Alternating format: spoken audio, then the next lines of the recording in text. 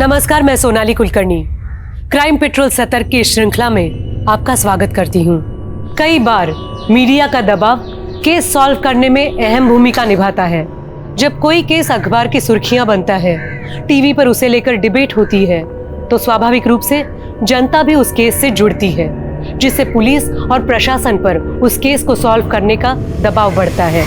आफिया का केस भी अखबार और न्यूज चैनल पर काफी उछला। यही नहीं, इलेक्शन के दौरान चुनावी मुद्दा भी बना।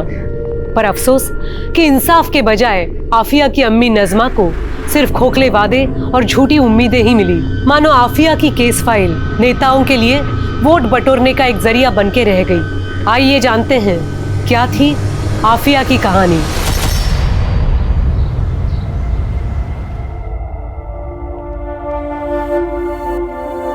आफिया बेटा, ये ले, चाय पी ले।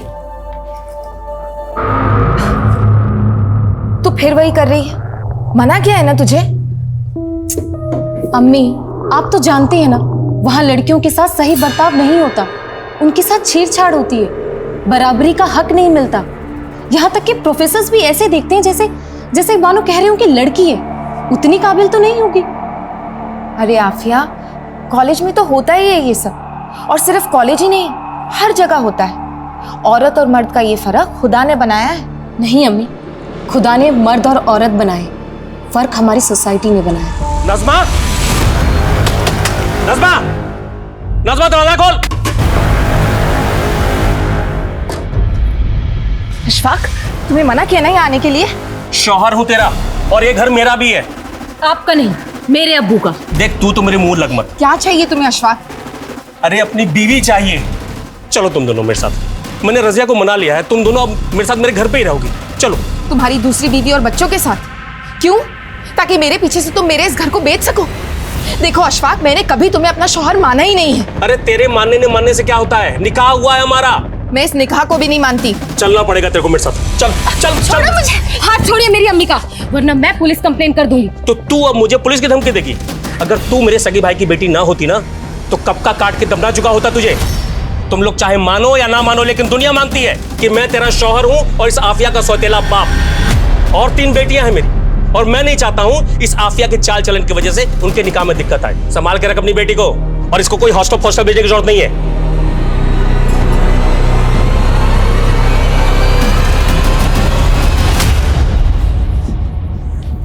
अम्मी, आप क्यों सहती हैं ये सब? तुम नहीं समझेगी आफिया, ये दुनिया एक अकेली औरत के लिए कितनी जालिम है। प्लीज अम्मी, आप ये औरत होने की दुहाई मत दो।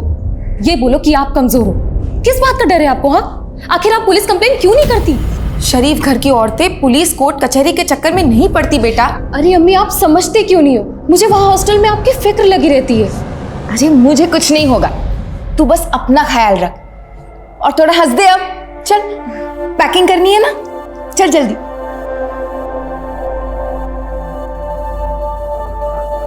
ये ले आफिया, कुछ पैसे रख ले। अम्मी, मैं मैनेज कर लूंगी, एंड आई नो यहाँ पर फैक्ट्री में आपको ज्यादा जरूरत पड़ेगी, और वैसे भी मैं वहाँ ट्यूशन पढ़ाती हूँ ना, उसके पैसे आने वाले, टेंशन मत लो। बहुत सयानी हो गई है तू, लेकिन मैं भी तेरी अम्मी हूँ, चुपचाप रख ले। और आफिया, ये देखना जरा, ये डॉक्टर है, बहुत पैसे कमाता है। अम्मी, आप तो चाहती थी ना कि मेरा निकाह ना हो अभी। आप चाहती थी कि मैं पढ़ाई करूं। तेरी इस अम्मी ने बहुत गलतियां की हैं, और मैं नहीं चाहती इन गलतियों का असर तेरी जिंदगी पर पड़े। तू बस निकाह कर ले, इससे मेरे कलेजे को सुकून मिलेगा। अम्मी, मैं निकाह करूंगी, जरूर करूंगी, लेकिन किसी के डर से नहीं, अपनी मर्जी से, अपनी खुशी से।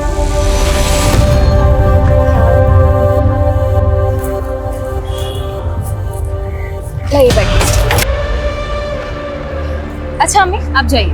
मैं रुकती हूँ ना बस आने तक। अरे अम्मी, आपको काम के लिए देरी हो जाएगी, आप जाइए ना, मैं बस लेकर चली जाऊँ। ठीक, ख्याल रखना अपना। खुदा हाफिज। खुदा हाफिज।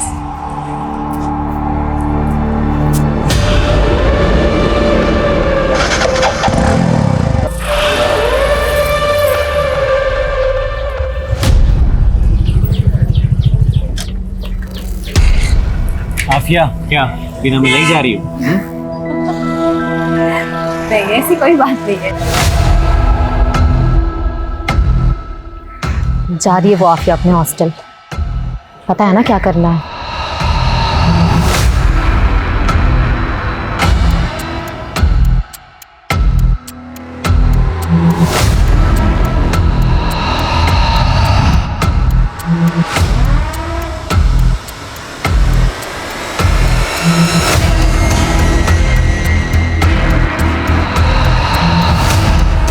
ये एक चाय देना।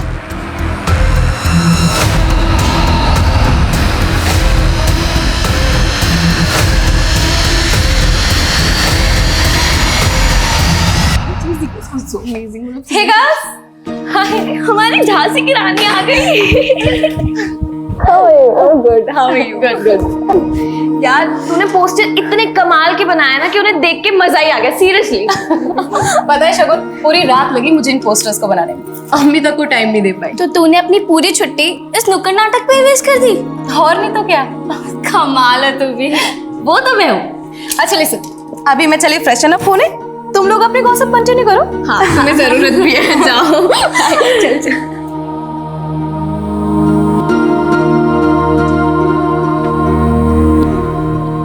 भैया आज आप सभी की चाय मेरी तरफ से, लेकिन आप लोगों को भी प्रॉमिस करना होगा कि आप लोग हमारा नुक्कड़ नाटक वहां पर देखेंगे। ओके लीजिए भैया, पैसे काटिए। हमें चाहिए आजादी, बुरी नजर से आजादी, गंदी सोच से आजादी, से आजादी, से आजादी, बुरी नजर से आजादी। बंद करो ये सब। क्या चल रहा है? तो गर्ल्स हॉस्टल ने ऐसे ही मोहल्ले का माहौल खराब कर रखा है, और तुम लोग सड़क पर उतर के प्रोटेस्ट नहीं कर रही हो।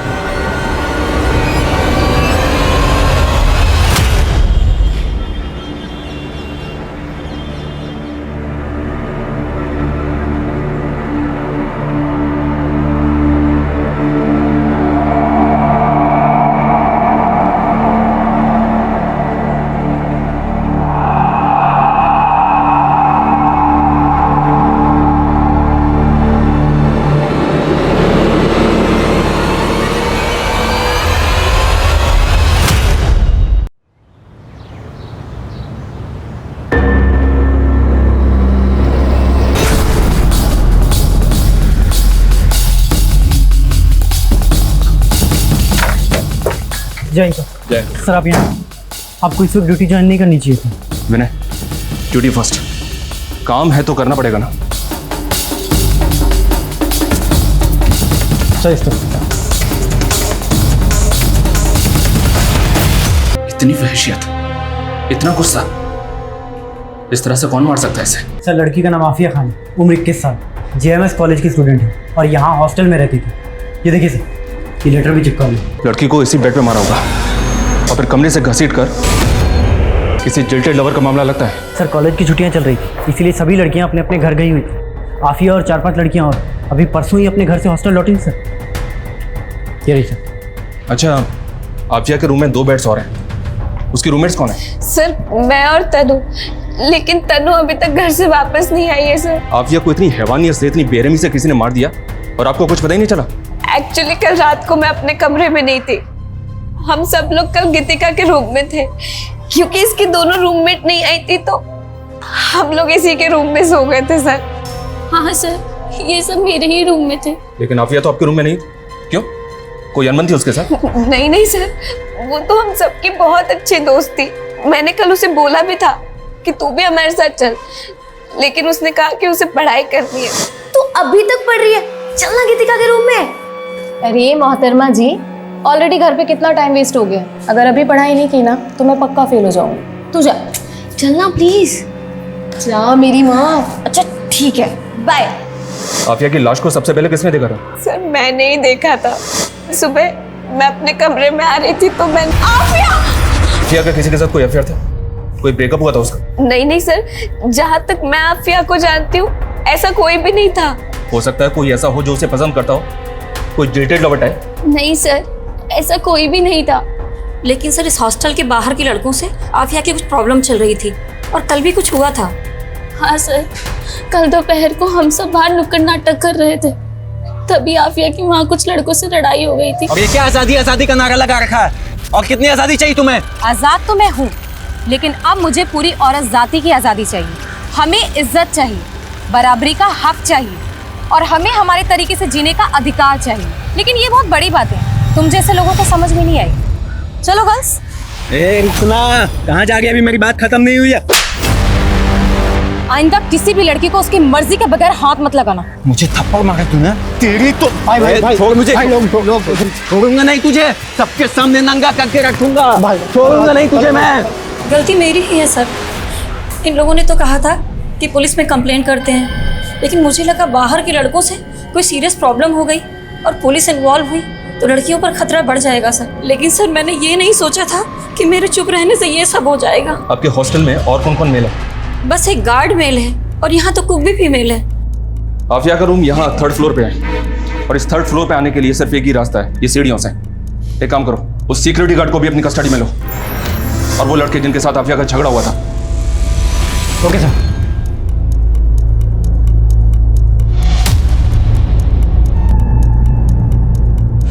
विनय, ये देखो, कहीं भी किलर्स के फुटप्रिंट नहीं मिले, ना ही सीढ़ियों पे, लेकिन यहाँ पे एक काम करो, यहाँ के प्रिंट लो और लड़की की बॉडी को पोस्टमार्टम के लिए भेजो। Okay sir.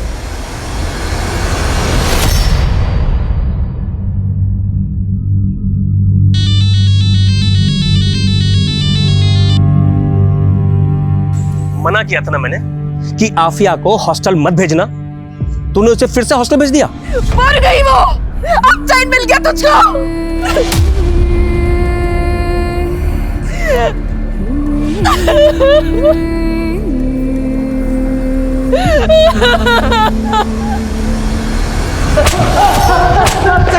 कुछ नहीं किया सर मैंने। तुम दोनों का झगड़ा हुआ था ना आफिया के साथ, उसे नंगा करके घुमाने की धमकी दी थी ना तुमने? नंगा करके मैंने बस गुस्से में बोल दिया था सर, बस गुस्से में बोल दिया था। वो फालतू की नारेबाजी कर रही थी बहुत। बड़े समाज सुधारक बनते हो ना तुम दोनों, हाँ? विनय, इन दोनों समाज सुधारकों की अच्छी तरह से खाल खींचो, तोड़ो इन दोनों को। कुछ नहीं किया सर हमने।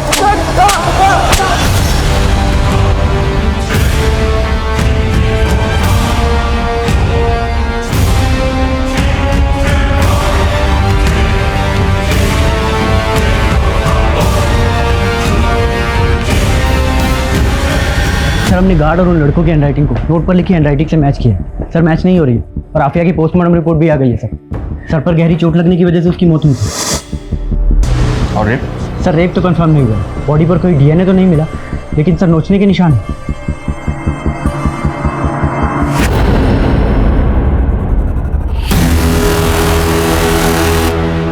आफिया की मौत का सच उजागर करो, उजागर करो, उजागर करो। आफिया के कातिलों को सजा दिलाओ, सजा दिलाओ, सजा दिलाओ। पुलिस प्रशासन की मर्जी नहीं चलेगी, नहीं चलेगी, नहीं चलेगी। पुलिस प्रशासन, हाय हाय, पुलिस प्रशासन, हाय हाय। आफिया का केस वक्त वक्त पर चर्चा में आता रहा, लेकिन सिर्फ अल्पसंख्यक को लुभाने के लिए एक चुनावी मुद्दा बनकर।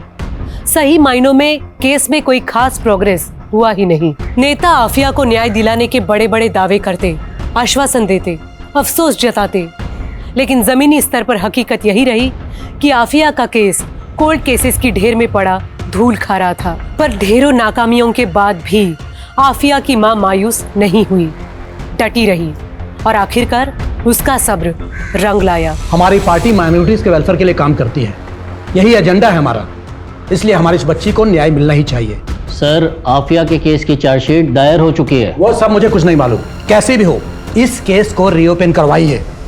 मैं तो कहता हूं कि इस केस को आप क्राइम ब्रांच को सौंप दीजिए।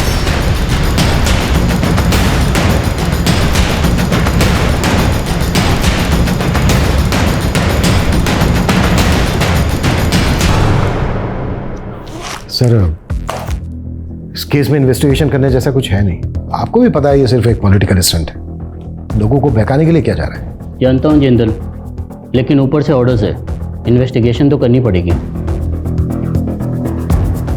चैन सर ये केस ऑलमोस्ट सॉल्व हो गया है, चार्जशीट भी दायर हो चुकी है और आप कह रहे हैं कि इन्वेस्टिगेशन फिर से क्राइम ब्रांच करेगा। एनीवेज हमने इस केस में संतोष को अरेस्ट किया, ये बात तो आपको पता ही होगी। लेकिन किस बिना पे अरेस्ट किया था? ना तो संतोष की मां मानने को तैयार है, ना ही आफिया की मां मानने को तैयार है। मीडिया 50 सवाल ऊपर से खड़े कर रहा है कि जो आदमी ठीक से चल फिर नहीं सकता वो गर्ल्स हॉस्टल के 3rd फ्लोर पर बालकनी से कैसे जा सकता है। आशुतोष, कहीं ऐसा तो नहीं है कि तुमसे तुम्हारी टीम से कहीं कोई गलती हुई है? मैंने सुना है कि उस दरमियान तुम किसी ट्रेजेडी से भी गुजर रहे थे। जी हाँ सर, लेकिन मेरी पर्सनल ट्रेजेडी का मेरी इन्वेस्टिगेशन के साथ क्या लेना देना? For me duty is first. I have tried my level best. मैंने ना तो इस केस में कोई कोताही बरती है और ना ही इस केस को रफा दफा करने की कोशिश की है। मेरे खबरों ने मुझे इन्फॉर्मेशन दी थी संतोष के बारे में कि वो एक हिस्ट्री शीटर भी है। और सर, आफिया की मौत के बाद भी ये संतोष हॉस्टल के बाहर एक चाय की दुकान पर बैठकर चाय पी रहा था, उसकी मौत की न्यूज़ देख रहा था। और जब पुलिस वहाँ से चली गई तो ये भी वहाँ से चला गया। आफिया को इतनी बुरी तरह से मारा पीटा गया। आफिया की माँ मीडिया में बार बार कह रही है कि उसके साथ रेप हुआ, लेकिन आपकी रिपोर्ट में रेप का कोई जिक्र ही नहीं है। आपकी रिपोर्ट कहती है कि आफिया के साथ रेप हुआ ही नहीं है। सर, आफिया की माँ लोगों की कही सुनी बातों में आ रही है। आफिया की बॉडी पर कपड़े नहीं थे, किसी को भी ऐसा लगेगा, लेकिन पोस्टमार्टम रिपोर्ट में रेप नहीं आया था। किलर ने आफिया को प्रेशर से मारा था सर। आई एम श्योर वो चोरी के लिए वहाँ आया होगा, आफिया के साथ झड़प हुई और उसने आफिया की जान ले ली। अगर हम तुम्हारी थ्योरी माने तो फिर वो आफिया को अगर कोई सिर्फ चोरी के मकसद से वहाँ गया था तो उसने इतनी हैवानियत क्यों दिखाई? Please explain me. संतोष ने खुद कबूल किया कि मर्डर उसी ने किया। ये देखिए, ये उसकी स्टेटमेंट है। आशुतोष,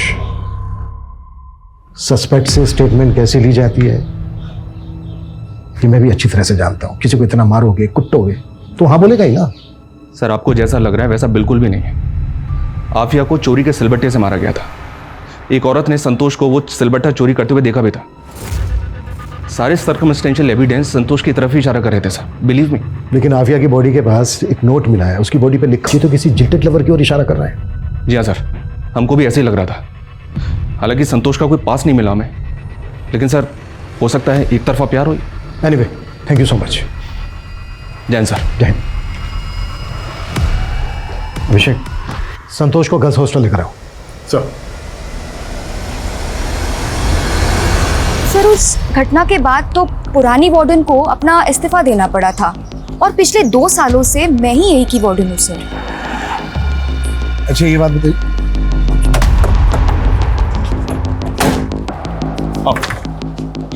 सर, ये संतोष है। साहब, मैंने कुछ नहीं किया है साहब। तू स्टेटमेंट दे चुका है अपना पहले ही। साहब, उन लोगों ने बहुत मारा था साहब। सच बोल रहा हूँ साहब, मैंने कुछ नहीं किया। ठीक है, रोना बंद करो। इधर आ।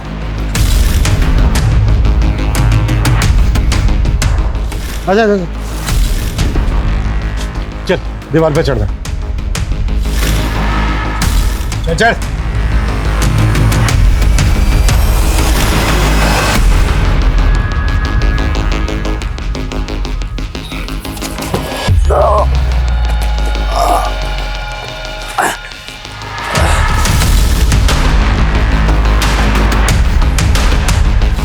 संतोष, इस बोरी को घसीटते हुए वॉशरूम तक लेकर जाए।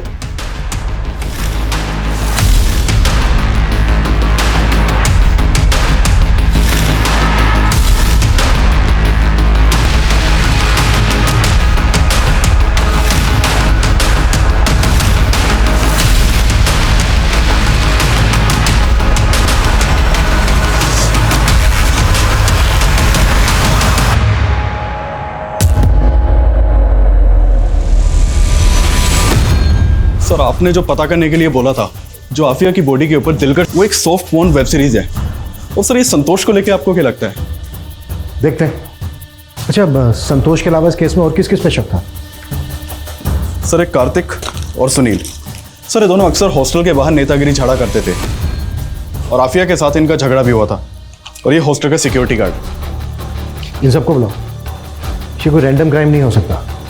जिस किसी ने भी ये किया है वो आफिया पे नजर रखता होगा, उसको फॉलो करता होगा, उसने पूरी रेकी की होगी, तभी उसको पता चला होगा कि सारी लड़कियां एक ही कमरे में। इस केस से जितने लोग भी जुड़े सबको बुलाओ। सर, 2 साल पुरानी बात के लिए आपने मुझे यहाँ क्यों बुलाया? मेरे हस्बैंड और मेरे इन-लॉज को ये सब बिल्कुल नहीं पसंद। 2 साल पहले तुम्हारी रूममेट की जान गई। हमें पता चला है कि वो तुम्हारी बहुत अच्छी दोस्त भी थी। आई एम श्योर तुम भी यही चाहती होगी कि तुम्हारी दोस्त को इंसाफ मिले। हम बस तुमसे ये जानना चाहते हैं कि उस दिन किस किस वक्त पर क्या क्या हुआ था। मैं आपको एग्जैक्ट टाइम तो नहीं बता सकती, लेकिन उस दिन क्या क्या हुआ मैं वो बता सकती हूँ। एक दिन पहले ही आफिया नागपुर से पुणे आई थी। सर, हम लोग अगले दिन कॉलेज गए हॉस्टल के बाहर हम लोगों ने नुक्कड़ नाटक किया, वहाँ हमारा 2 लड़कों से झगड़ा हो गया था, जो हम पहले ही बता चुके हैं। सर, हम उसी रात गीतिका के रूम में चले गए थे पार्टी करने के लिए। हमारी आंख लग गई और हम वहीं सो गए। इससे ज़्यादा हम और कुछ नहीं जानते सर। सर क्या बताऊं क्या हुआ था। 2 साल बीत चुके हैं इस बात को, और सच कहूं तो मुझे भी कुछ अच्छे से याद नहीं। तुम लोगों ने किसी तरह की कोई आवाज़ सुनी थी उस दिन? नहीं सर, एक्चुअली उस दिन हॉस्टल के आसपास कोई फंक्शन था, तो बहुत शोर था, इसलिए कुछ सुनाई नहीं दिया। सर, वार्डन किरण शर्मा यहाँ से जॉब छोड़ के दिल्ली शिफ्ट हो चुकी है, मैंने उसे बुला लिया है। और वो दोनों लड़के अंकित और सुनील, उनका क्या हुआ? सर वो दोनों भी पुणे छोड़कर जा चुके हैं, मैंने उन्हें भी इन्फॉर्म किया है।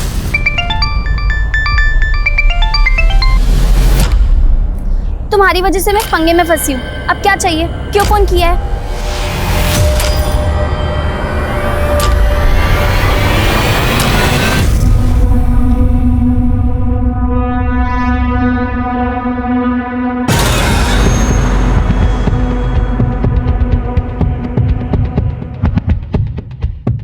अभिषेक, इंस्पेक्टर आशुतोष को बुलाओ। सर।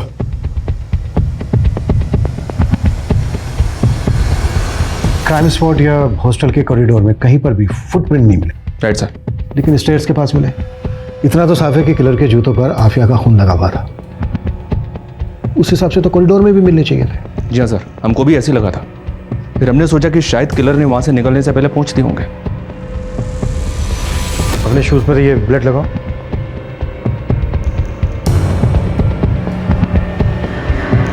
किलर ने अगर खुद अपने फुटप्रिंट साफ किए होते तो हल्के से रह जाते, जैसे कि देखो ये रह गए। किलर के पास इतना टाइम तो होगा नहीं कि वो अच्छे से साफ कर सके। इसका मतलब यह है कि किलर के जाने के बाद किस केस में कम से कम 2 लोग इन्वॉल्व हैं, शायद एक बाहर वाला और एक अंदर वाला। अभिषेक, अपनी टीम के कुछ लोगों को बोलो कि हॉस्टल के बाहर अंडर कवर होकर रहें। हॉस्टल में क्या क्या होता है पूरी जानकारी इकट्ठा करें, और इस केस से जुड़े सभी लोगों के कॉल रिकॉर्ड्स, लोकेशंस और बाकी की डिटेल्स चाहिए मुझे। Right sir.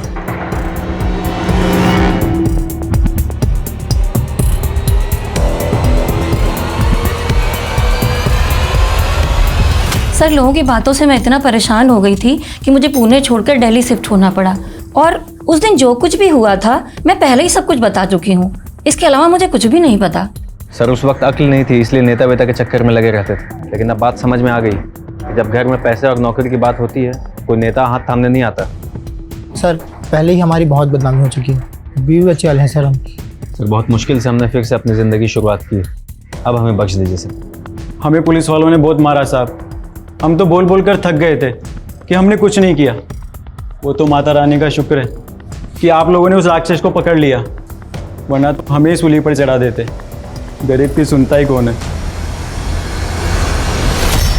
सर कोई छोटा सा भी ऐसा क्लू नहीं मिल रहा है जिससे हम ये जान पाए कि इसमें किसी और की इन्वॉल्वमेंट है, पर हम कोशिश कर रहे हैं sir. I will keep you update sir. Abhishek sir, call records की क्या अपडेट है? सर ये उन सबके ही मोबाइल रिकॉर्ड्स हैं सर, बाकी सब तो क्लीन है। एक बस गीतिका के मोबाइल पे नागपुर से कॉल आ रहे थे, वो भी आफिया के घर के पास के पीसीओ से। इससे क्या साबित होता है? हो सकता है उसकी कोई जान पहचान वाला हो सकता है सर, लेकिन गौर करने वाली बात यह है कि गीतिका को 2 साल पहले तक ये कॉल्स आ रहे थे, और आफिया के मर्डर के बाद से गीतिका को ये फ़ोन कॉल आना बंद हो गए। और अब जब ये केस दोबारा से रीओपन हुआ है तो गीतिका को उसी पीसीओ से दोबारा फ़ोन आ रहे हैं। बुलाओ गीतिका को। सर।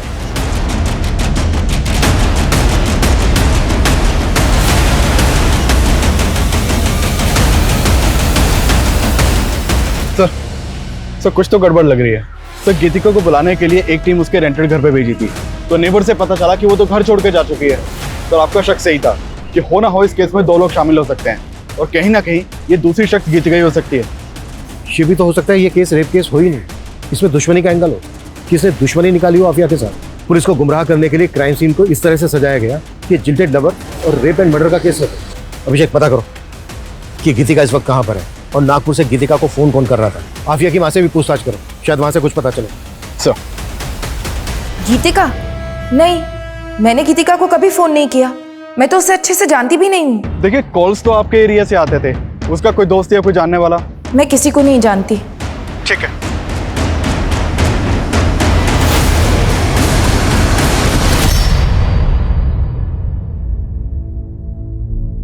जी भाईजान, सबसे ज्यादा नंबर लाई है आपकी आफिया। अखबार के दूसरे पन्ने पर उसका फोटो भी छपा है। हाँ, आगे जैसा आफिया चाहे। खुदा हाफिज। ये क्या अम्मी, आप अभी तक फोन पर लगे हो? अरे तूने खबर ही इतनी अच्छी दी है कि रिश्तेदारों तो क्या पूरी दुनिया को बताना चाहती हूँ कि आफिया मेरी बेटी लाखों में एक और मेरी अम्मी करोड़ों में एक। देखना अम्मी, ये तो शुरुआत है। धीरे धीरे मैं इतना नाम कमाऊंगी ना कि आपको वर्ल्ड फेमस कर दूंगी।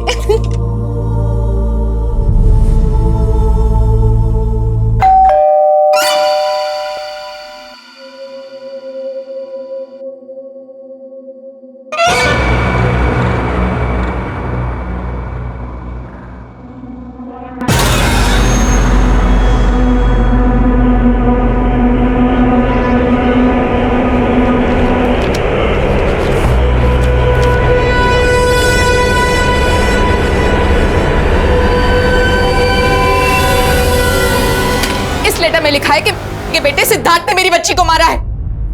अब समझ आया, अपने संतोष जैसे आदमी को केस में फंसाया ताकि केस को रफा दफा कर सके।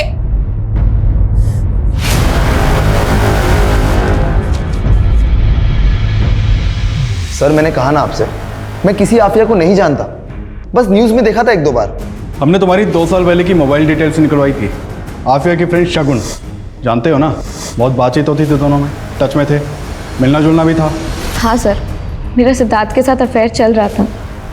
सर मैंने आपसे एक बात छुपाई थी। असल में उस रात हम सारी लड़कियां गीतिका के रूम में छुपके से पार्टी कर रहे थे, जिसमें मैंने सिद्धार्थ को भी बुलाया था।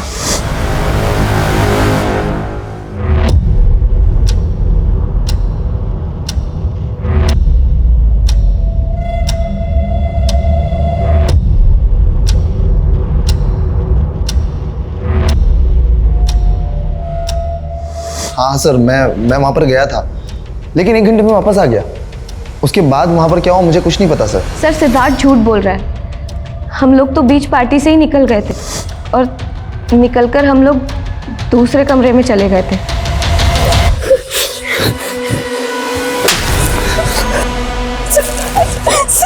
बस सिद्धार्थ, अब मुझसे ये दर्द बर्दाश्त नहीं होता। फिर से तंग आ गई तू, हाँ?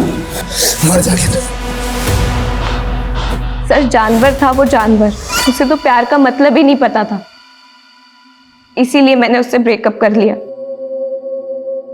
सर सिद्धार्थ वहां से गुस्से में निकला था और मैं रोते रोते उसी कमरे में सो गई।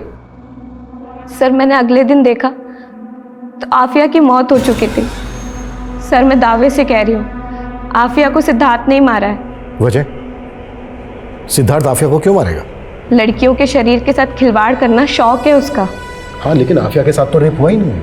सर आफिया के साथ रेप हुआ था, उसे देख के साफ साफ पता चल रहा था कि उसका रेप हुआ था। लेकिन सर पुलिस वालों ने ये बात दबा दी थी। उस वक्त सब लोग यही बात कर रहे थे। बहुत प्रेशर बढ़ रहा है जिंदल, जो करना है जल्दी करो। सर अपने खबरियों को बोलो कि वो सिद्धार्थ पे नजर रखे और साथ ही शगुन पे भी। सर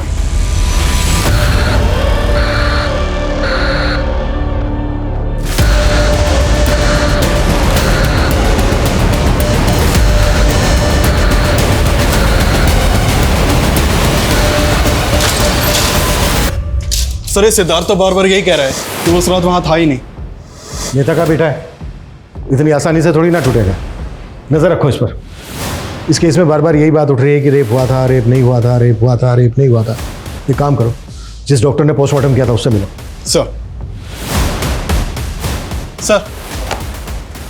सर आफिया की बॉडी के ऊपर ब्रुटैलिटी के निशान थे, खरोंच, बाइट मार्क्स, लेकिन डॉक्टर का कहना है कि उसका रेप नहीं हुआ था। अभिषेक, आफिया के स्केलेटन की दोबारा से जांच करवाओ, हो सकता है वहां से कुछ मिल जाए। कोर्ट उसके घर वालों से परमिशन लो। Yes sir.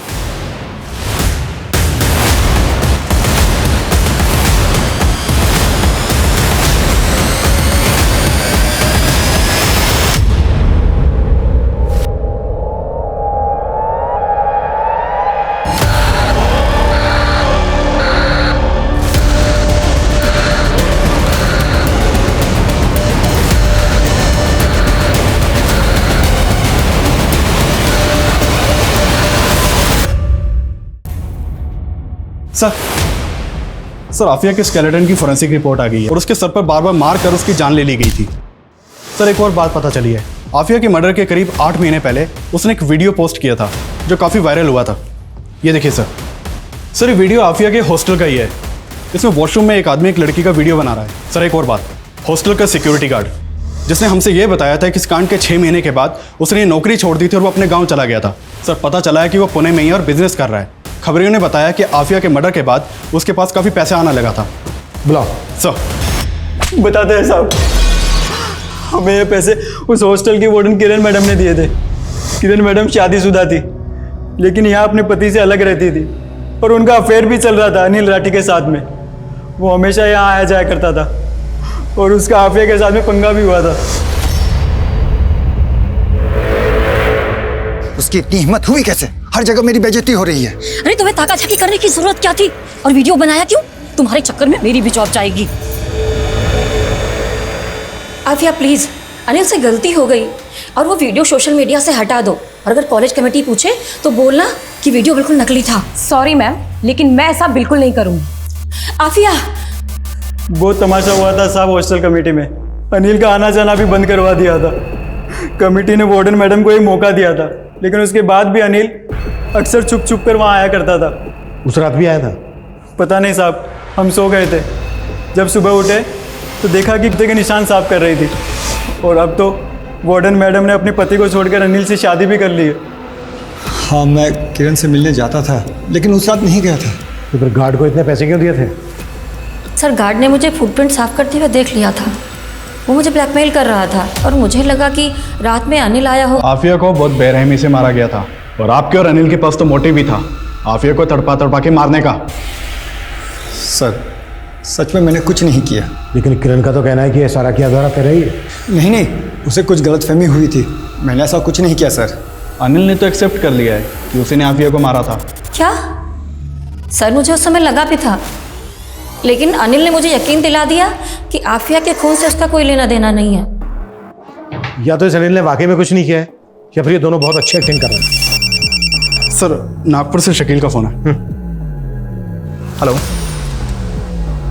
ठीक है मैं चेक करता हूँ। सर शकील बता रहा है कि जिस पीसीओ से गीतिका को फ़ोन किया जाता था उसके पास एक सीसीटीवी मिला है। उसने उन कॉल के टाइमिंग को सीसीटीवी की फुटेज के टाइमिंग से मैच किया तो उसमें एक औरत दिखाई दी है। सर शकील ने उसका वीडियो भेजा है, ये देखिए फुटेज। तुरंत नागपुर के लिए निकलो, पता करो ये औरत कौन है और इस औरत की फोटो आफिया की माँ नज़मा को भी दिखाओ। सर।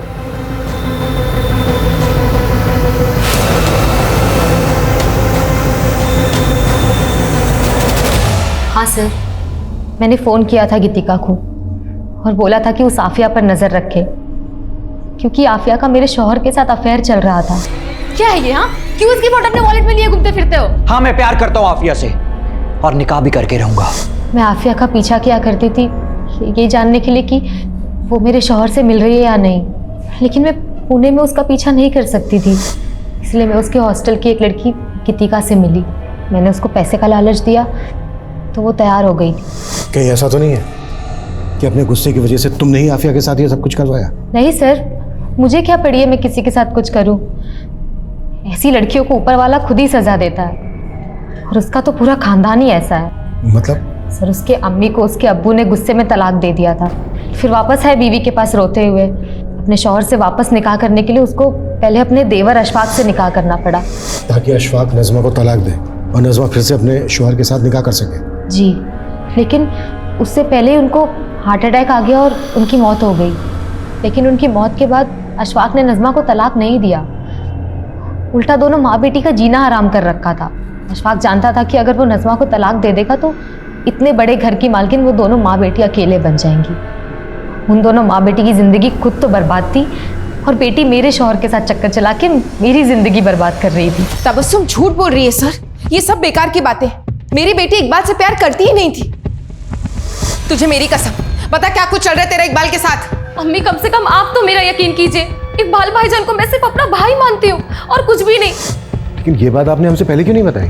मैं आपको क्या क्या बताऊं और किस किस के बारे में बताऊं सर? अकेली औरत की तो पूरी दुनिया ही दुश्मन होती है। सर मैं आफिया से बहुत प्यार करता था और वो भी मुझसे प्यार करती थी। आफिया प्यार नहीं करती थी तेरे से। आफिया की मौत में ऐसे ही किसी इंसान का हाथ है। जो एक तरफा प्यार करता था उससे। नहीं सर, ये आप क्या कह रहे हैं? मैंने आफिया के साथ ऐसा कुछ भी नहीं किया है। साहब मैं मानता हूँ कि साहब मैं आफिया को पसंद नहीं करता था साहब, लेकिन साहब मैं इतना बड़ा भी जानवर नहीं हूँ कि अपनी सगे भाई की बेटी के साथ ऐसी घिनौनी हरकत करूँ साहब। हेलो मैम, ये आपका ऑर्डर। Thank you. मैम आपके लिए कुछ और भी है। जी।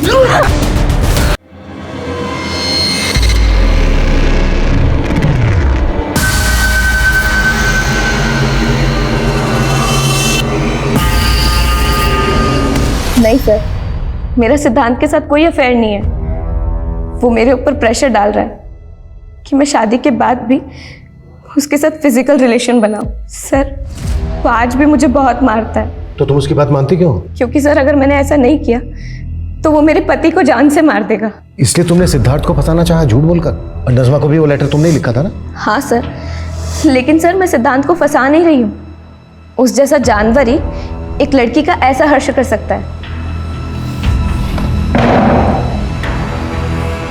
सिद्धांत के अगेंस्ट केस करो, चुप बैठी रहोगे कुछ नहीं होगा, और अगर तुम सही हो पुलिस तुम्हारा साथ देगी। सर मैं पहले भी कह चुका आप लोग से, मैं वहाँ गया ज़रूर था, लेकिन फिर मैं वहाँ से निकल गया, और उसके बाद वहाँ पर क्या हुआ मुझे कुछ नहीं पता। इससे ज़्यादा सर मुझे कुछ नहीं कहना। अंकित और सुनील का झगड़ा था आफिया के साथ। इन दोनों के पास मोटिव बनता है। हो सकता है इन दोनों के कहने पर ही एक गार्ड ने काम किया हो, क्योंकि गार्ड अच्छी तरह से जानता था कि अनिल का भी झगड़ा था आफिया के साथ। अगर वो सब करेगा तो डाउट जो है अनिल पे जाएगा। सर ये कांड खुद अनिल भी तो कर सकता है, क्योंकि उसके पास सीधा मोटिव था। मोटिव तो तबस्सुम और इकबाल के पास भी था, और मोटिव अशफाक के पास भी था। हो सकता है अशफाक ने इस काम को अंजाम दिया, या फिर सिद्धार्थ, क्योंकि शगुन तो सीधा शक सिद्धार्थ के ऊपर जता रही है। ये भी तो हो सकता है कि इनमें से कोई ना हो, इस वारदात को किसी और ने अंजाम दिया। अभिषेक ये देखो, ये कुछ दिन पुराना न्यूज़पेपर है। सूरत में एक लड़की के साथ वारदात कुछ ऐसी हुई थी जैसी इस लड़की के साथ, लेकिन किसने किया ये अभी तक पता नहीं। सर आफिया का मर्डर भी इसी तरह से हुआ था, लेकिन आफिया का रेप नहीं हुआ था। अभिषेक, इस केस में जो डिफरेंसेस हैं तो उस पर क्यों सोच रहे हो? जो चीज़ें कॉमन है उस पर आगे बढ़ते हैं ना। लेकिन सर अगर ये तुक्का फेल हो गया तो इस केस को बंद करने की नौबत आ सकती है। इसलिए तो रिस्क लेना भी बनता है। पिछले 5 साल के जितने भी रेप और मर्डर के केसेस हैं जिसमें इस तरह की समानता है, सबका डेटा निकालो।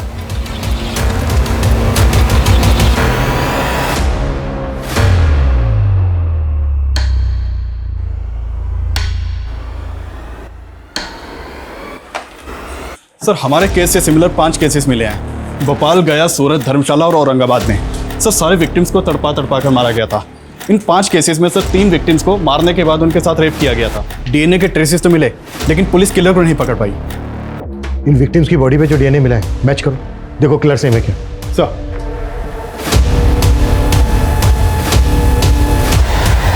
बाय मम्मा।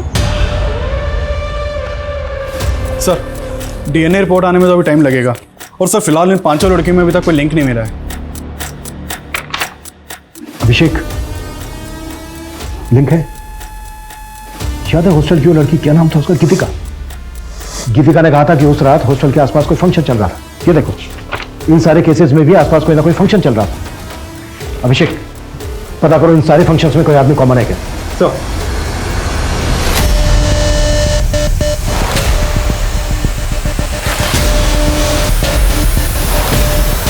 जो डिटेल्स निकालने के लिए बोली थी अब तक मिली क्यों नहीं है मुझे? सर आपका शक सही निकला।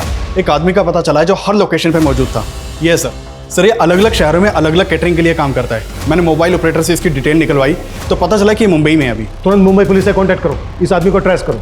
इससे पहले कि किसी और लड़की को अपना शिकार बनाए, हमें इसे रोकना होगा। Quick fast. सर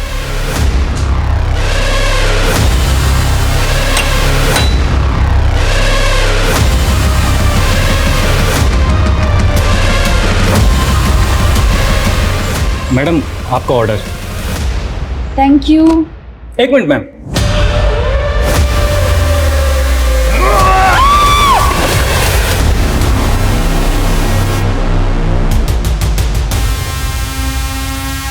रघु चल। देख, शुरू से अब सच बताना शुरू कर। हमें दूसरे केसेस में भी डीएनए सैंपल मिले, इसलिए छुपाने से कोई फायदा नहीं है। छुपाना? छुपाना कौन चाहता है सर? पहले पकड़ लेते, पहले बता देता। हाँ मैंने उन सारी लड़कियों का खून करके उनके साथ बलात्कार किया। हेलो मैम, आपके लिए ऑर्डर। Thank you. खून देखकर मुझे बड़ा मजा आता है। उसी से मैं वो क्या कहते हैं, एक्साइटेड होता हूं। आफिया को क्यों मारा? उसके ऊपर तो मेरी बहुत पहले से नजर थी, पसंद आ गई थी वो मुझे, तो सोचा मिल के आता हूं।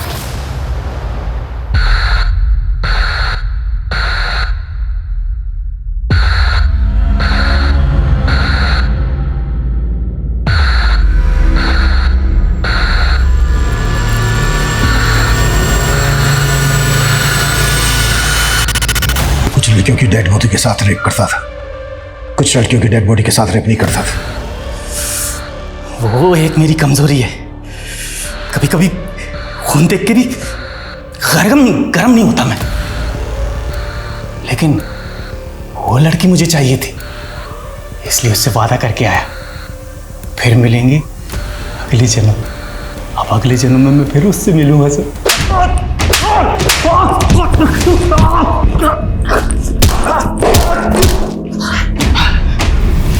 ये तेरा आखिरी जन्म है। इस वक्त रघु न्याय की हिरासत में है। पुलिस जल्द ही उसके खिलाफ कोर्ट में चार्जशीट फाइल करेगी। रघु ने अपने स्टेटमेंट में यह कबूल किया कि पिछले 3 सालों में उसने कई लड़कियों को मॉलेस्ट किया था, उनके साथ जबरदस्ती की थी, लेकिन कभी किसी लड़की ने रघु के खिलाफ शिकायत दर्ज कराने की हिम्मत नहीं की और शायद इसी वजह से रघु की हिम्मत और बढ़ी। रघु का कोई क्रिमिनल रिकॉर्ड ना होना भी एक अहम वजह था कि इतने सालों में रघु कभी पुलिस की रडार में नहीं आया। हमारा डर ही रघु जैसे विकृत लोगों का हथियार होता है। आफिया एक निडर लड़की थी। वो इस बात को अच्छी तरह से समझती थी कि लड़कियों की खामोशी ऐसे मंचलों का हौसला बढ़ाती है। आफिया अब वापस लौटकर नहीं आएगी, लेकिन आफिया के भीतर अपने स्वाभिमान के लिए लड़ने का जो जज्बा था, उससे हम सबको सीख लेनी चाहिए। औरतों के लिए सुरक्षित समाज बनाने के लिए जरूरत है इस सितम के खिलाफ आवाज उठाने की। जब तक हम चुप रहेंगे, सितम का ये सिलसिला यूं ही चलता रहेगा। ये चीखें खामोश नहीं होंगी। अब मैं सोनाली कुलकर्णी आपसे विदा लेती हूँ। फिर मिलेंगे क्राइम पेट्रोल सतर्क जस्टिस रीलोडेड के एक नए केस के साथ। तब तक अपना और अपने परिवार का ख्याल रखें। देखते रहिए क्राइम पेट्रोल सतर्क जस्टिस रीलोडेड। जय हिंद।